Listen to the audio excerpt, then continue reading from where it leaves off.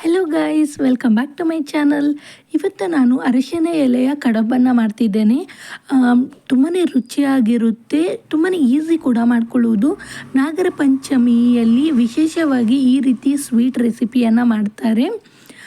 ದಕ್ಷಿಣ ಕನ್ನಡ ಸೈಡೆಲ್ಲ ಜಾಸ್ತಿ ಇದು ಈ ರೀತಿ ಸ್ವೀಟ್ ರೆಸಿಪಿ ಮಾಡೋದು.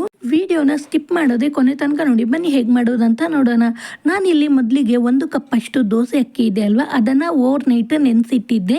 ಇವಾಗ ಒಂದು ಸಾರಿ ವಾಶ್ ಮಾಡ್ಕೊಂಡ್ಬಿಟ್ಟು ಒಂದು ಮಿಕ್ಸರ್ ಜಾರಿಗೆ ನೀರನ್ನೆಲ್ಲ ಬಸಿದ್ಬಿಟ್ಟು ಅಕ್ಕಿಯನ್ನು ಮಾತ್ರ ಹಾಕ್ಕೊಳ್ತಿದ್ದೇನೆ. ಇದಕ್ಕೆ ಸ್ವಲ್ಪ ನೀರನ್ನು ಹಾಕ್ಕೊಂಡ್ಬಿಟ್ಟು ನೈಸಾಗಿ ಪೇಸ್ಟ್ ಮಾಡ್ಕೊಳ್ಬೇಕು, ಗಟ್ಟಿಯಾಗಿರಬೇಕು. ಇದಕ್ಕೆ ರುಚಿಗೆ ತಕ್ಕಷ್ಟು ನಾನಿಲ್ಲಿ ಉಪ್ಪನ್ನು ಕೂಡ ಸೇರಿಸ್ತಿದ್ದೇನೆ. ಇದಕ್ಕೆ ನೀರನ್ನು ಸ್ವಲ್ಪನೇ ನೀರನ್ನು ಹಾಕಿಬಿಟ್ಟು ಗಟ್ಟಿಯಾಗಿ ಒಂದು ಪೇಸ್ಟನ್ನು ರೆಡಿ ಮಾಡ್ಕೊಂಡು ಬರೋಣ. ನೋಡಿ, ಇವಾಗ ನಾನು ನೈಸಾಗಿ ಗ್ರೈಂಡ್ ಮಾಡ್ಕೊಂಡಿದ್ದೇನೆ. ಇದು ಸ್ವಲ್ಪ ಗಟ್ಟಿ ಅನ್ನಿಸ್ತಿದೆ. ಅದೇ ಮಿಕ್ಸರ್ ಜಾರಿಗೆ ಸ್ವಲ್ಪ ಒಂದು 2 ಟೇಬಲ್ ಸ್ಪೂನಷ್ಟು ನೀರನ್ನು ಹಾಕಿಬಿಟ್ಟು ಮಿಕ್ಸ್ ಮಾಡ್ಕೊಂಡ್ಬಿಟ್ಟು ಹಾಕ್ಕೊಂಡಿದ್ದೇನೆ. ಇವಾಗ ಚೆನ್ನಾಗಿ ಮಿಕ್ಸ್ ಮಾಡ್ಕೊಂಡಿದ್ದೇನೆ. ನೋಡಿ, ಈ ರೀತಿಯಾಗಿ ಗಟ್ಟಿಯಾಗಿರಬೇಕು. ಇವಾಗ ಅದನ್ನು ಮಿಕ್ಸ್ ಮಾಡಿ ಇಟ್ಟಿದ್ದೇನೆ. ಇವಾಗ ಒಂದು ಪ್ಯಾನಿಗೆ 1 ಕಪ್ಪಷ್ಟು ನಾನಿಲ್ಲಿ ಬೆಲ್ಲವನ್ನು ಹಾಕ್ಕೊಂಡಿದ್ದೇನೆ. ನೀವು ಟೇಸ್ಟ್ ನೋಡ್ಕೊಂಡ್ಬಿಟ್ಟು ಹಾಕ್ಕೊಳ್ಳಿ. ಇದು ಸ್ವಲ್ಪ ಸ್ವೀಟ್ ಆಗಿದೆ ಬೆಲ್ಲ, ಸ್ವಲ್ಪ ಅಂಟು ಬೆಲ್ಲ ರೀತಿ. ಇದಕ್ಕೆ ಒಂದು 2 ಟೇಬಲ್ ಸ್ಪೂನಷ್ಟು ನೀರನ್ನು ಹಾಕಿಬಿಟ್ಟು ಇದನ್ನು ಬೆಲ್ಲವನ್ನು ಕರಗಿಸ್ಕೊಳ್ಳೋಣ. ಇಲ್ಲೇನು ಪಾಕ ಏನು ತೆಗಿಲಿಕ್ಕಿಲ್ಲ, ಜಸ್ಟ್ ಬೆಲ್ಲ ಕರಗಿದ್ರೆ ಸಾಕು. ಬೆಲ್ಲ ಚೆನ್ನಾಗಿ ಕರಗಬೇಕು. ಇದರಲ್ಲಿ ಕಸ ಏನಾದರೂ ಇದ್ದರೆ ನೀವು ಸೋದಿಸ್ಕೊಳ್ಳಿ. ನೋಡಿ, ಇವಾಗ ಚೆನ್ನಾಗಿ ಬೆಲ್ಲ ಕೂಡ ಕರಗ್ತಾ ಇದೆ. ಇಲ್ಲಿ ಅಂಟು ಪಾಕ ಏನು ಬರಲಿಕ್ಕಿಲ್ಲ, ಜಸ್ಟ್ ಬೆಲ್ಲ ಕರಗಿದ್ರೆ ಸಾಕು, ಪಾಕ ಏನು ತೆಗಿಲಿಕ್ಕಿಲ್ಲ ನಮಗಿಲ್ಲಿ. ನೋಡಿ, ಇವಾಗ ಚೆನ್ನಾಗಿ ಬೆಲ್ಲ ಕರಗಿದೆ. ನಾನಿವಾಗ ಗ್ಯಾಸನ್ನು ಆಫ್ ಮಾಡಿಬಿಟ್ಟು ನಾನು ಇದನ್ನು ಬೆಲ್ಲನ ಸೋದಿಸ್ಕೊಳ್ತೇನೆ ಒಮ್ಮೆ. ನೋಡಿ, ಇವಾಗ ನಾನು ಬೆಲ್ಲನ ಸೋದಿಸ್ಕೊಂಡಿದ್ದೇನೆ. ಸ್ವಲ್ಪ ತಣ್ಣಗೆ ಮಾಡಿಬಿಟ್ಟು ನಾನು ಬೆಲ್ಲವನ್ನು ಸೋದಿಸ್ಕೊಂಡಿದ್ದೇನೆ. ಇವಾಗ ಈ ಬೆಲ್ಲಕ್ಕೆ ಹಸಿ ತೆಂಗಿನಕಾಯಿನ ಹಾಕ್ಕೊಳ್ತಿದ್ದೇನೆ, ಕೊಬ್ಬರಿನ ತುರಿದಿರೋದು. ನಾನಿಲ್ಲಿ 2.5 ಕಪ್ಪಷ್ಟು ಇಲ್ಲಿ ಹಸಿ ತೆಂಗಿನಕಾಯಿನ ಹಾಕ್ಕೊಂಡಿದ್ದೇನೆ. ಫ್ರೆಶ್ ಆಗಿರೋದು, ರುಚಿ ತುಂಬ ಚೆನ್ನಾಗಿರುತ್ತೆ ಫ್ರೆಶ್ ಆಗಿರುವ ತೆಂಗಿನ ತುರಿನ ಹಾಕಿದರೆ. ಇವಾಗ ಚೆನ್ನಾಗಿ ಮಿಕ್ಸ್ ಮಾಡ್ಕೊಳ್ಬೇಕು. ಕೆಲವರು ಜಸ್ಟ್ ಬೆಲ್ಲನ ಜಜ್ಜಿಬಿಟ್ಟು ಕಾಯಿ ತುರಿಗೆ ಹಾಕಿಬಿಟ್ಟು ಮಿಕ್ಸ್ ಮಾಡಿಬಿಟ್ಟು ಎಲೆಯಲ್ಲಿ ಹಾಕಿ ಮಾಡ್ತಾರೆ. ಆ ರೀತಿ ಮಾಡಿದರೂ ಕೂಡ ಚೆನ್ನಾಗೇ ಇರುತ್ತೆ, ಬಟ್ ಈ ರೀತಿಯಾಗಿ ಮಾಡಿದರೆ ತುಂಬ ರುಚಿ ಚೆನ್ನಾಗಿರುತ್ತೆ ಅಂತೇಳಿ. ಇವಾಗ ನೋಡಿ, ಇಲ್ಲಿ ಬೆಲ್ಲ ಕೂಡ ಎಲ್ಲ ಗಟ್ಟಿಯಾಗಿದೆ, ಅಂದರೆ ಕೊಬ್ಬರಿ ಎಲ್ಲ ಬೆಲ್ಲದ ಪಾಕದಲ್ಲೆಲ್ಲ ಗಟ್ಟಿಯಾಗಿದೆ ಇವಾಗ. ಸೊ ಮುಂಚೆ ಹಾಕುವಾಗ ನೀರಾಗಿತ್ತಲ್ವ, ಅದಕ್ಕೆ ಸ್ವಲ್ಪ ಏಲಕ್ಕಿ ಪುಡಿಯನ್ನು ಸೇರಿಸಿಬಿಟ್ಟು ಚೆನ್ನಾಗಿ ಮಿಕ್ಸ್ ಮಾಡ್ಕೊಂಡ್ಬಿಟ್ಟು ಇವಾಗ ಕೆಳಗಡೆ ಇಳಿಸಿದ್ದೇನೆ ತಣ್ಣಗಾಗಲಿಕ್ಕೆ. ಇದು ನಾನು ನಮ್ಮನೆಯಲ್ಲೇ ಆಗಿರುವ ಅರಿಶಿನ ಎಲೆ. ನೋಡಿ, ನಾನು ಇವಾಗ ಸುಮಾರು ಒಂದು 20 ಎಲೆಯಷ್ಟು ತಗೊಂಡಿರ್ಬೋದು. 20 ಎಲೆ ಇದೆ ಇದರಲ್ಲಿ. ಇವಾಗ ನೋಡಿ, ನಾವು ಇದನ್ನು ಚೆನ್ನಾಗಿ ಜೋಡಿಸ್ಕೊಳ್ಬೇಕು. ಒಂದೊಂದಾಗಿ ಚೆನ್ನಾಗಿ ಈ ರೀತಿಯಾಗಿ ಜೋಡಿಸ್ಬಿಟ್ಟು ಇದು ಸೈಡ್ ಇದೆ ಅಲ್ವಾ, ಇದನ್ನು ಕಟ್ ಮಾಡ್ಕೊಳ್ಳೋಣ. ನೋಡಿ, ಈ ರೀತಿಯಾಗಿ ಕಟ್ ಮಾಡ್ತಿರುವಾಗಲೇ ತುಂಬ ಪರಿಮಳ ಆಗಿರುತ್ತೆ. ಅರಶಿನ ಎಲೆಯಲ್ಲಿ ಮಾಡಿದರೂ ತುಂಬ ರುಚಿಯಾಗಿರುತ್ತೆ. ನಿಮಗೆ ಅರಶಿನ ಎಲೆ ಸಿಗದಿದ್ದರೂ ಕೂಡ ಬಾಳೆ ಎಲೆಯಲ್ಲಿ ಕೂಡ ಮಾಡ್ಕೊಳ್ಬೋದು.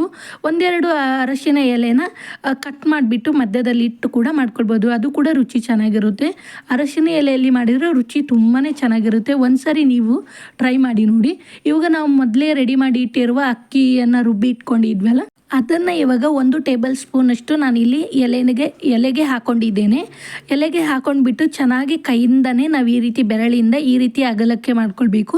ನಿಮಗೆ ಹಿಟ್ಟು ಎಷ್ಟು ಬೇಕು ನೋಡಿ ಅಷ್ಟು ಹಾಕ್ಕೊಳ್ಳಿ. ತುಂಬ ಹಿಟ್ಟು ಹಾಕ್ಕೊಂಡ್ರೆ ಅದು ಖಾಲಿ ಹಿಟ್ಟಿಟ್ಟು ತಿಂದಾಗೆ ಅನಿಸುತ್ತೆ. ಅದಕ್ಕೋಸ್ಕರ ಎಷ್ಟು ಬೇಕು ನೋಡಿ ಅಷ್ಟನ್ನು ಮಾತ್ರ ಹಿಟ್ಟು ಹಾಕ್ಕೊಳ್ಳಿ. ಅತಿಯಾಗಿ ಹಿಟ್ಟನ್ನು ಹಾಕ್ಕೊಳ್ಬೇಡಿ. ನಮ್ಮ ಮನೆಯಲ್ಲಿ ಸ್ವಲ್ಪ ಹಿಟ್ಟು ಕಡಿಮೆ ಹಾಕಿದ್ರೇ ಇಷ್ಟಪಟ್ಟು ತಿಂತಾರೆ. ಅಂದರೆ ಕೊಬ್ಬರಿ ಮತ್ತು ಬೆಲ್ಲ ಅದು ಮಿಶ್ರಣ ಸ್ವಲ್ಪ ಜಾಸ್ತಿ ಇರಬೇಕು. ನೋಡಿ, ಎಲೆ ಚಿಕ್ಕದಾದರೆ ಈ ರೀತಿಯಾಗಿ ನಾವು ಫೋಲ್ಡ್ ಮಾಡ್ಕೊಳ್ಬೇಕು. ನೋಡಿ, ಮೊದಲಿಗೆ ನಾನು ಹಿಟ್ಟನ್ನೆಲ್ಲ ಹಚ್ಕೊಂಡ ನಂತರ ಕೊಬ್ಬರಿ ಮತ್ತು ಬೆಲ್ಲದ ಮಿಶ್ರಣವನ್ನು ಹಾಕ್ಕೊಂಡಿದ್ದೇನೆ. ಒಂದು ಸೈಡಲ್ಲಿ ಈ ರೀತಿ ಉದ್ದಕ್ಕೆ ಮಾಡ್ಕೊಂಡಿದ್ದೇನೆ. ನೋಡಿ, ಈ ರೀತಿಯಾಗಿ ಫೋಲ್ಡ್ ಮಾಡಿಕೊಂಡು ಸ್ವಲ್ಪ ಒತ್ತಿದರೆ ಅದು ಅಂಟ್ಕೊಳ್ಳುತ್ತೆ. ನೋಡಿ, ಈ ರೀತಿಯಾಗಿ ಮಾಡಿಕೊಂಡು ಇಟ್ಕೊಂಡಿದ್ದೇನೆ. ಇದು ಎಲೆ ಚಿಕ್ಕದಾದರೆ ನೀವು ಈ ರೀತಿಯಾಗಿ ಮಾಡ್ಕೊಳ್ಬೋದು. ಇವಾಗ ನಾನು ದೊಡ್ಡ ಎಲೆನ ಇಟ್ಬಿಟ್ಟು ಯಾವ ರೀತಿ ಮಾಡ್ಕೊಳ್ಳೋದಂತ ಹೇಳಿಕೊಡ್ತೇನೆ ನೋಡಿ. ಇದು ದೊಡ್ಡ ಎಲೆನ ಇಟ್ಕೊಂಡಿದ್ದೇನೆ. ಇದಕ್ಕೊಂದು 2 ಟೇಬಲ್ ಸ್ಪೂನಷ್ಟು ನಾವಿಲ್ಲಿ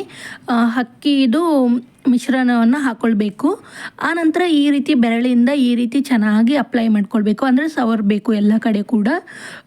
ತುಂಬ ತುದಿಯ ತನಕ ಸವರಬೇಕಂತೇನಿಲ್ಲ, ಸ್ವಲ್ಪ ಒಂದು ಮುಕ್ಕಾಲು ಭಾಗದಷ್ಟು ಸವರಿದ್ರೂ ಕೂಡ ಆಗುತ್ತೆ. ಸ್ವಲ್ಪ ಮೇಲ್ಗಡೆ ಮತ್ತು ಕೆಳಗಡೆ ಸ್ವಲ್ಪ ಬಿಟ್ಟು ಕೂಡ ಮಧ್ಯದಲ್ಲಿ ಎಲ್ಲ ಕಡೆ ಚೆನ್ನಾಗಿ ಸವರಿದ್ರೂ ಕೂಡ ಆಗುತ್ತೆ. ನಾನಿಲ್ಲಿ ಫುಲ್ಲು ಸವರ್ತಿದ್ದೇನೆ ನೋಡಿ. ಸ್ವಲ್ಪ ನಾನು ತೆಳುವಾಗೇ ಸವರಿದ್ದೇನೆ, ಜಾಸ್ತಿ ದಪ್ಪಕ್ಕೆ ಇಟ್ಟಿಲ್ಲ. ನಮ್ಮ ಮನೇಲಿ ಅಷ್ಟೊಂದು ಇಷ್ಟಪಟ್ಟು ತಿನ್ನೋದಿಲ್ಲ, ಅದಕ್ಕೋಸ್ಕರ. ಇವಾಗ ಒಂದು ಸೈಡಿಗೆ ಮಾತ್ರ ನಾನು ಇಲ್ಲಿ ಕೊಬ್ಬರಿದು ಮಿಶ್ರಣವನ್ನು ಹಾಕ್ಕೊಳ್ತಿದ್ದೇನೆ. ಸ್ವಲ್ಪ ಕೈಯಿಂದ ಈ ರೀತಿ ತೆಳ್ಳಗೆ ಮಾಡ್ತಿದ್ದೇನೆ, ತುಂಬ ತೆಳ್ಳಗೆ ಏನು ಮಾಡಿಲ್ಲ, ಸ್ವಲ್ಪ ತೆಳ್ಳಗೆ ಮಾಡ್ತಿದ್ದೇನೆ ನೋಡಿ. ಈ ರೀತಿ ಮಾಡಿದ ನಂತರ ಈ ಅರ್ಧ ಎಲೆ ಇದೆ ಅಲ್ವಾ, ಈ ರೀತಿಯಾಗಿ ಫೋಲ್ಡ್ ಮಾಡ್ಕೊಳ್ಬೇಕು ನಾವಿಲ್ಲಿ. ಇದೇ ರೀತಿ ನಾನು ಎಲ್ಲವನ್ನು ಕೂಡ ರೆಡಿ ಮಾಡಿ ಇಟ್ಕೊಳ್ತೇನೆ ನೋಡಿ. ಇವಾಗ ನೋಡಿ, ನಾನು ಎಲ್ಲವನ್ನು ಕೂಡ ರೆಡಿ ಮಾಡಿ ಇಟ್ಕೊಂಡಿದ್ದೇನೆ. ಚಿಕ್ಕ ಚಿಕ್ಕ ಎಲೆಯನ್ನೆಲ್ಲ ಈ ರೀತಿ ಮಡಿಚ್ಕೊಂಡಿದ್ದೇನೆ, ದೊಡ್ಡ ಎಲೆನ ಈ ರೀತಿ ಫೋಲ್ಡ್ ಮಾಡ್ಕೊಂಡಿದ್ದೇನೆ. ನಾನಿಲ್ಲಿ ಇಡ್ಲಿ ಪಾತ್ರೆನ ಸ್ವಲ್ಪ ನೀರನ್ನು ಹಾಕಿಬಿಟ್ಟು ನಾನು ಒಂದು 5ರಿಂದ 6 ನಿಮಿಷ ಸ್ವಲ್ಪ ಬಿಸಿ ಮಾಡಲಿಕ್ಕೆ ಇಟ್ಟಿದ್ದೆ. ಇವಾಗ ಬಿಸಿಯಾಗಿದೆ. ನಿಧಾನಕ್ಕೆ ಈ ಎಲೆನೆಲ್ಲ ಎತ್ತಿಬಿಟ್ಟು ಇದರಲ್ಲಿ ಇಟ್ಕೊಳ್ಳೋಣ. ಇವಾಗ ನಿಧಾನಕ್ಕೆ ಎಲ್ಲವನ್ನು ಇಟ್ಕೊಳ್ತಿದ್ದೇನೆ ನೋಡಿ. ನಾನು ಚಿಕ್ಕ ಚಿಕ್ಕ ಎಲೆನೆಲ್ಲ ನಾನು ಈ ರೀತಿಯಾಗಿ ಫೋಲ್ಡ್ ಮಾಡ್ಕೊಂಡಿದ್ದೇನೆ, ಆವಾಗ ಇದು ಪಾತ್ರೆಯಲ್ಲಿ ಚೆನ್ನಾಗಿ ಹಿಡಿಯುತ್ತೆ ಅಂತ ಹೇಳಿ. ಇವಾಗ ಇದು ಮುಚ್ಚಳನ ಮುಚ್ಚಿಬಿಟ್ಟು ನಾವು 25 ನಿಮಿಷ ಬೇಯಿಸಬೇಕು. ಗ್ಯಾಸನ್ನು ನೀವು ಹೈ ಫ್ಲೇಮಲ್ಲೇ ಇಟ್ಬಿಟ್ಟು ಬೇಯಿಸ್ಕೊಳ್ಳಿ. ಇವಾಗ ನೋಡಿ, ನಾನು ಬೆಂದಿದೆ. ಇವಾಗ ನಾನು ಸ್ವಲ್ಪ ತಣ್ಣಗಾದ ನಂತರ ಇದನ್ನು ತೆಗಿತಿದ್ದೇನೆ ನೋಡಿ. ಇವಾಗ ತೆಗೆದು ಒಂದು ಪ್ಲೇಟಲ್ಲಿ ಇಟ್ಕೊಂಡಿದ್ದೇನೆ. ಇದು ಕಂಪ್ಲೀಟಾಗಿ ಸ್ವಲ್ಪ ತಣ್ಣಗಾಗಬೇಕು.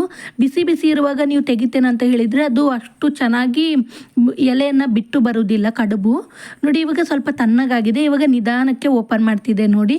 ನಾನು ತುಂಬ ಹಿಟ್ಟನ್ನು ಹಾಕಿಲ್ಲ, ಸೊ ಅದಕ್ಕಾಗಿ ಸ್ವಲ್ಪ ಕೆಂಪು ರೀತಿ ಕಾಣ್ತಿದೆ ನೋಡಿ. ಈಸಿಯಾಗಿ ಬರುತ್ತೆ. ತಣ್ಣಗಾದ ನಂತರ ಎಲೆಯನ್ನು ತೆಗೆದ್ರೆ ನೋಡಿ ಎಷ್ಟು ಚೆನ್ನಾಗಿ ಕಾಣ್ತಿದೆ. ಇದ್ರ ಮೇಲ್ಗಡೆ ಸ್ವಲ್ಪ ತುಪ್ಪನ ಹಾಕಿಬಿಟ್ಟು ಸರ್ವ್ ಮಾಡಿದರೆ ತುಂಬಾ ರುಚಿಯಾಗಿರುತ್ತೆ. ಒಂದು ಸಾರಿ ಈ ವಿಧಾನದಲ್ಲಿ ಟ್ರೈ ಮಾಡಿ ನೋಡಿ. ನಿಮಗೊಂದು ಕಟ್ ಮಾಡಿ ಕೂಡ ತೋರಿಸ್ತೇನೆ, ತುಂಬಾ ರುಚಿಯಾಗಿರುತ್ತೆ. ಅರಶಿನ ಎಲೆ ಕಡುಬು ಅಂತ ಹೇಳಿದರೆ ಯಾರಿಗೆ ತಾನೇ ಇಷ್ಟ ಇಲ್ಲ. ನಾಗರ ಪಂಚಮಿ ಹಬ್ಬಗಳಲ್ಲೆಲ್ಲ ವಿಶೇಷವಾಗಿ ಈ ರೀತಿ ಸ್ವೀಟ್ ರೆಸಿಪಿಯನ್ನು ಮಾಡ್ತಾರೆ. ಹೊಸದಾಗಿ ಯಾರೆಲ್ಲ ನನ್ನ ಚಾನಲನ್ನು ನೋಡ್ತಿದ್ದೀರಾ, ಪ್ಲೀಸ್ ನನ್ನ ಚಾನಲ್ಗೆ ಸಬ್ಸ್ಕ್ರೈಬ್ ಮಾಡ್ಕೊಳ್ಳಿ. ಪಕ್ಕದಲ್ಲಿರುವ ಬೆಲ್ ಐಕನನ್ನು ಒತ್ತಿ ನಿಮ್ಮ ಫ್ಯಾಮಿಲಿ ಆ್ಯಂಡ್ ಫ್ರೆಂಡ್ಸ್ಗಳಿಗೆ ನನ್ನ ವೀಡಿಯೋನ ಶೇರ್ ಮಾಡಿ. ನನ್ನ ವೀಡಿಯೋಗೊಂದು ಲೈಕ್ ಕೊಡೋದನ್ನು ಮರಿಬೇಡಿ. ತಪ್ಪದೇ ನಿಮ್ಮ ಅನಿಸಿಕೆಯನ್ನು ನನಗೆ ಕಮೆಂಟ್ ಮೂಲಕ ತಿಳಿಸಿ. ಇವಾಗ ನೋಡಿ, ನಿಮಗೆ ಒಂದು ಕಟ್ ಮಾಡಿ ಕೂಡ ತೋರಿಸ್ತಿದೆ ನೋಡಿ ಎಷ್ಟು ಚೆನ್ನಾಗಿ ಬಂದಿದೆ ಅಂತ ಹೇಳಿ. ಈ ವಿಧಾನದಲ್ಲಿ ನೀವು ಕೂಡ ಒಮ್ಮೆ ಟ್ರೈ ಮಾಡಿ ನೋಡಿ. ಹೇಗೆ ಬಂತಂತ ಹೇಳಿ ನನಗೆ ಕಮೆಂಟ್ ಮೂಲಕ ತಿಳಿಸಿ. Thank you.